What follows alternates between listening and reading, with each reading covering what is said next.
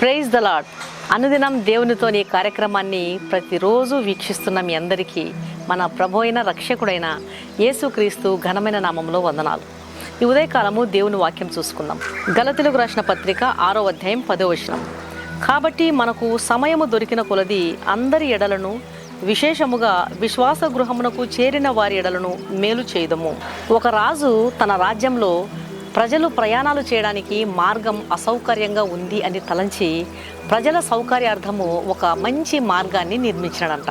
అయితే దాన్ని ప్రారంభించడానికి ముందు ప్రజల మధ్య ఒక చిన్న పోటీని నిర్వహించాలి అనుకున్నాడు. ఆసక్తి గల వారందరూ పోటీలో పాల్గొనాల్సిందిగా దండోర వేయించినాడు. ప్రజలందరి ఆహ్వానించినాడు. ఈ రాజమార్గంలో ఎవరు అందరికంటే శ్రేష్టమైన రీతిగా ప్రయాణించగలరో వారికి తగిన బహుమానం ఇవ్వబడును అని చాటింపు వేయించినాడు. ఒక డేట్ను నిర్ణయించినాడు. ఆ నిర్ణయించినటువంటి డేట్లో చాలామంది ఆసక్తి కలిగిన వారందరూ కూడా ఆ పోటీలో పాల్గొనడానికి వచ్చినారు. కొంతమంది తమ ఉన్నతమైన స్థితిని చూపించుకోవడానికి రథాల మీద వచ్చినారు. ఇంకొంతమంది మంచి మంచి వస్త్రధారణతో వచ్చినారు. ఇంకొంతమంది అనేకుల దృష్టిని ఆకర్షించడానికి మంచి మంచి హెయిర్ స్టైల్స్తో వచ్చినారు. ఇంకా యవ్వనస్తులైతే అందరికీ చాలా వ్యత్యాసంగా ఉండాలి అనే ఉద్దేశంతో విచిత్రమైనటువంటి వస్త్రధారణతో వాళ్ళు కూడా తయారై పోటీలో పాల్గొనడానికి వచ్చినారు. ఇట్లా రకరకాలుగా తయారై పోటీదారులందరూ కూడా ఆ రాజ మార్గంలో ఒక రోజంతా ప్రయాణం చేసినారు. సాయంకాలం అయ్యేసరికి ఈ పోటీదారులంతా తిరిగి వచ్చి రాజుతో అంటున్నారు, రాజా, మార్గము చాలా బ్రహ్మాండంగా వేశారు, చాలా చక్కగా ఉంది. అయితే ఈ మార్గం మధ్యలో ఒక పెద్ద రాళ్ల కుప్ప ఉంది. అది మా ప్రయాణానికి చాలా ఆటంకం కలుగజేసింది. కాబట్టే మేము చాలా ఆలస్యంగా చేరుకున్నామని రాజుకు ఫిర్యాదు చేసినారు. కానీ ఒక ప్రయాణికుడు మాత్రం తన ప్రయాణాన్ని ముగించి ఎంతో అలసిపోయిన వాడై రాజుగారి దగ్గరికి వచ్చి వినయంగా చేతులు కట్టుకొని, రాజా, మార్గం చాలా చక్కగా వేశారు. అయితే మార్గం మధ్యలో ఒక పెద్ద రాళ్ల కుప్ప ఉంది. ప్రజలకు అది అడ్డుగా ఉంది, ఇబ్బందిగా ఉందని తలంచి నేను ఆ రాళ్ల కుప్పను తీసివేస్తున్నప్పుడు నాకు ఈ బంగారు నాణేల సంచి దొరికింది. దయచేసి మీరు విచారణ జరిపి దీన్ని పోగొట్టుకున్నటువంటి యజమానికి ఇది అందజేయండి అని చెప్పి ఆ బంగారు నాణేల సంచిని రాజుగారికి ఇచ్చాడంట. అప్పుడు రాజు, నీవే దానికి అసలైన యజమానుడివి అని గంభీరంగా చెప్పాడంట.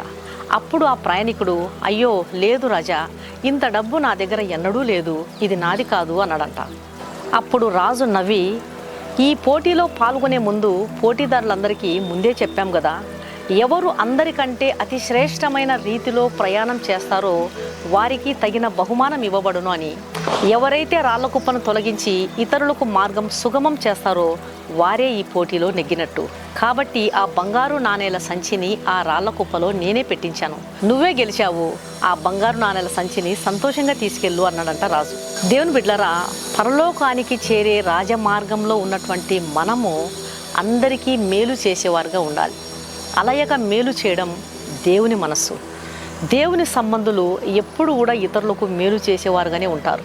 వారి అడ్డులు, ఆటంకాలు, వారి సమస్యలు, వారికి ఉన్న కష్టాలు ఏమిటో ఇతరులు తమ సమస్యలు మన దగ్గరికి వచ్చి చెప్పినప్పుడు వారికి మనం ప్రార్థన సహాయం చేసి మేలు చేసేవారుగా ఉండాలి.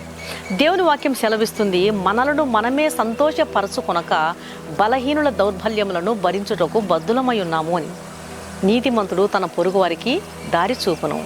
అలసిపోకూడదు. ఈ యాత్రలో ఎంతోమంది బలహీనులు ఉంటారు. విశ్వాసంలో బలహీనులు ఉంటారు. ఆత్మీయ జీవితంలో ఎదగలేని స్థితిలో ఉన్నవారు ఉంటారు. ఎన్నో విషయంలో శోధనలకు, ఇబ్బందులకు, బాధలకు కృంగిపోయినటువంటి వారు ఉంటారు. అలాంటి వారందరికీ కూడా మనము మేలు చేసేవారుగా ఉండాలి. ప్రార్థనలో మనం వారిని ఎత్తి పట్టుకోవాలి. మన జీవితం మనం చూసుకునేది కాదు. మన జీవితము, మన బ్రతుకు, మన ఆత్మీయత, మన సంపాదన, మన కష్టాలు, మన ఇబ్బందులు, మనల్ని మనమే సంతోషపరచుకోవడానికి మనం లేమండి. మనము దేవుని బిడలం. మనము దేవుని మనసును కలిగిన వారం. కాబట్టి అలయక ఇతరులకు మేలు చేసినమేమి మనము తప్పకుండా పరలోక రాజు నుంచి మనం ప్రతిఫలం పొందుకుంటాం. అలయకుండా మనం మేలు చేయాలి. ఇతరులకు మార్గం సుగమం చేయాలి. వారు ఆత్మీయంగా నడవడానికి ఏది అడ్డు ఉందో, ఏది ఆటంకం ఉందో దాన్ని మనం తొలగించే ప్రయత్నం చేయాలి. ఇతరులు కష్టపడుతున్నప్పుడు కానీ, బాధపడుతున్నప్పుడు కానీ, మనకు సమస్యలు చెప్పినప్పుడు కానీ నాకెందుకులే అని చూచి చూడనట్లు ఉండకూడదు. పట్టి పట్టనట్లు ఉండడం క్రీస్తు లక్షణం కాదు. క్రీస్తు ప్రభు మనస్సు అసలే కాదు. క్రీస్తును ధరించుకున్న మనం, క్రీస్తు యేసు మనసును ధరించుకున్న మనం, ఆయన మార్గంలో నడుస్తున్నటువంటి మనము క్రీస్తు ప్రభు యొక్క లక్షణాలను కలిగి ఉండి అనేకులకు మేలు చేయాలి. మేలు చేయటంలో విసుగు చెందకూడదు, అలసిపోకూడదు. కాబట్టి దేవుని బిడ్డలారా, మనకు సమయము దొరికిన కొలది అందరి ఎడల మేలు చేయడానికి, ముఖ్యంగా విశ్వాస గృహమునకు చేరిన వారి ఎడల మనము మేలు చేయడానికి ప్రభు మనకు కృప చూపును గాక. కళ్ళు మూసుకోండి, ప్రార్థన చేస్తాం. పరిశుద్ధుడైన తండ్రి, నీకు స్తోత్రములు ప్రభువా. ఈ వాక్యం వింటున్న మీ ప్రియ బిడ్డలు ఏ అవసరతలో ఉన్నారో, ఎంత కన్నీళ్లతో ఉన్నారో, ఏ విధముగా నలిగిపోతున్నారో, మేలు కానరాక కృంగిపోతున్నారో ఎరిగిన దేవుడవు నాయన. మేము చూచి చూడనట్లు ఉండేవారంగా కాకుండా వారి కొరకు భారంతో ప్రార్థించే కృపను మాకు దయచేయండి. మా దృష్టికి వచ్చినటువంటి ప్రతి సమస్య కొరకు మొరపెట్టే వారముగా మమ్మల్ని ఉంచండి తండ్రి.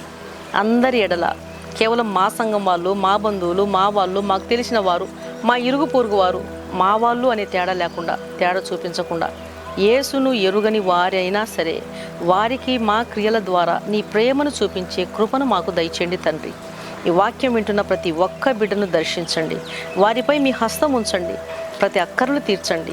స్వస్థతను దయచేయండి. ఆశీర్వదించండి. మీ దీవెనతో నింపమని యేసు నామమున అడిగి వేడుకుంటున్నాను తండ్రి. ఆమేన్. ఈ వాక్యం విన్న ప్రియ దేవుని బిడ్డలారా, దయచేసి దేవుని వాక్యం అనేకులు విని మేలు పొందే విధంగా షేర్ చేయండి. మీ ప్రార్థన అవసరతల కొరకు ప్రతినిత్యం ప్రార్థన చేస్తూ ఉన్నాం. దయచేసి దేవుని యందు విశ్వాసమును కోల్పోకుండా ప్రభు నామమును ఉచ్చరిస్తూ విశ్వాసంతో దేవుని వాక్యాన్ని, దేవుని వాగ్దానాలను చేతపట్టుకుని ప్రార్థన చేయండి. తప్పకుండా ప్రభు మీకు కృప చూపిస్తాడు. ఈ వాక్యం విన్న మీలో ఇంకా క్రీస్తు ప్రభువును సొంత రక్షకునిగా అంగీకరించిన వారు ఎవరైనా ఉన్నట్లయితే దయచేసి క్రీస్తు ప్రభువుకు మీ హృదయాలు ఇవ్వండి. ఆయన కలువరి శిలువలో నీ కొరకు, నీ పాపముల కొరకు, నిన్ను నరకం నుంచి తప్పించడం కొరకు ఆయన కలువరి శిలువలో యాగమైనాడు. కాబట్టి క్రీస్తు ప్రభువుకు నీ హృదయాన్ని ఇచ్చినట్లయితే తప్పకుండా ఆయన నీ హృదయంలో నెమ్మది, శాంతి, సమాధానం ఇస్తాడు. ఆయన రక్తంలో కడుగుబడితే ఆయన నీకు పరలోక రాజ్యంలో వారసత్వాన్ని ఇస్తాడు.